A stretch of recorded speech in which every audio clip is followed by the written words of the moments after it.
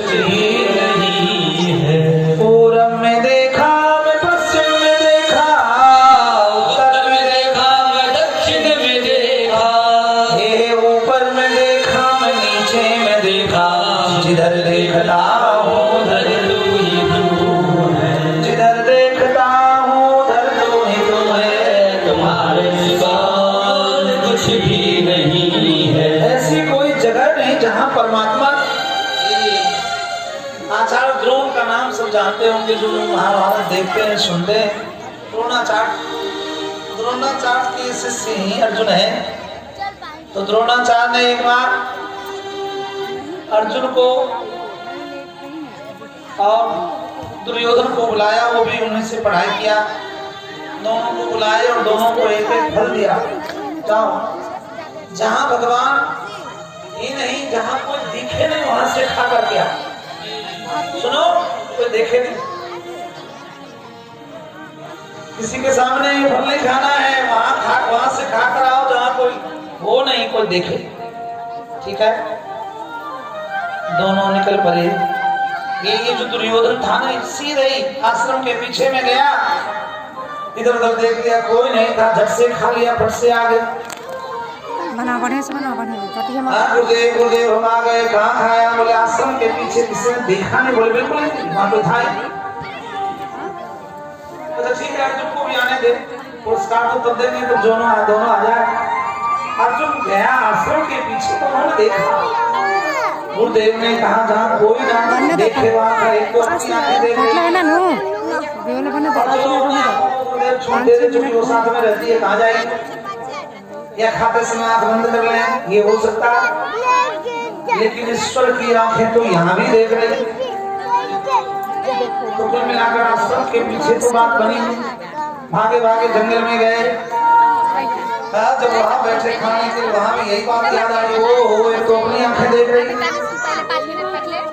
और फिर अपनी आंखों को गुरुदेव छूट कर दे या खाते समय नजर बंद कर ले, लेकिन ईश्वर की आंखें तो देख रही है। गुरुदेव ने कहा जहाँ कोई न देखे वहाँ खाना। यहाँ भी तो बात नहीं बनी। घूमते घूमते एक दिन दूसरे दिन ऐसी कोई जगह नहीं उनको मिली जहाँ वो फल खाकर आते। नहीं खाया, हाथ में जैसे के तैसे भूखे प्यासे वापस आए, उदास हताश मुंह लटकाए बैठे। गुरुदेव ने कहा तुमने फल नहीं खाया? नहीं महाराज, आपने कहा था जब कोई देखे नहीं वहां खाना। ऐसी कोई जगह मिली? एक तो अपनी आंखें देख रही है, और चलो अपनी आंखों को और छूट भी कर दो तो ईश्वर की आंखें तो सर्वत्र है। और आपने कहा जहाँ कोई न देखे वहां खाना, फिर तो संभव ही नहीं।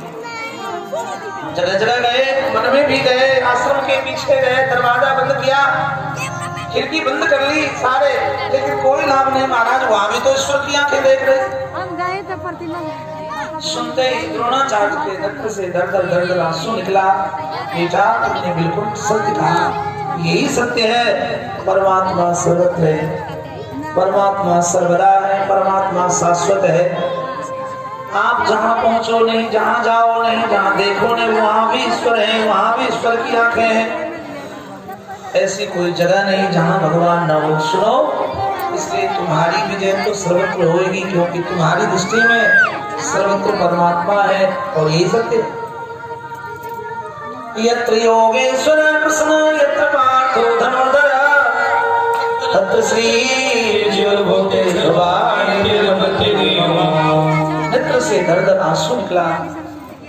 और आचार्य द्रोण अर्जुन के पीठ को थपथपाए। हम ये कह रहे थे परमात्मा सर्वत्र है, आप देखे न देखे इससे कोई मतलब नहीं, हम माने न माने इसका कोई मतलब नहीं है।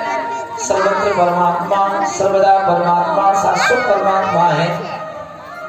हाँ, जो नहीं देखते हैं हमारे आपकी नेत्र से, इसका मतलब सूक्ष्म है, वो दिखाई नहीं देता।